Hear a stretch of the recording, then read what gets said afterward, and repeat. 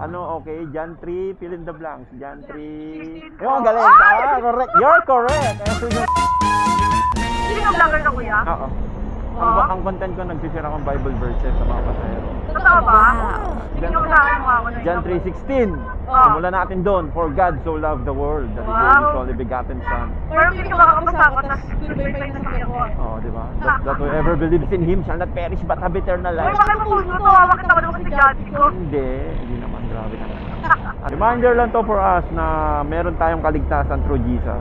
Kahit na may kasalanan tayo, gano'n pa kagrabe yan, pinatawad tayo ng Diyos kasi inibig niya tayo because we are His masterpiece. Nasa Bible yun. Nagkakapapari ka ba dati? Hindi. Naniner mo? Ano ba tawag doon? Pastor. Pastor ka? Oh, hindi. Anong pastor? Ano lang. Nakakatakot pa ba na sana? Cancel ko na lang kaya? Hindi naman. Grabe ka naman.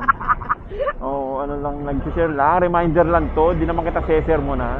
About God. Oh, Baka pa may pa-lecture, may pag ka na ha? wala. Okay. Ano ang dapat tanggap? De, joke lang.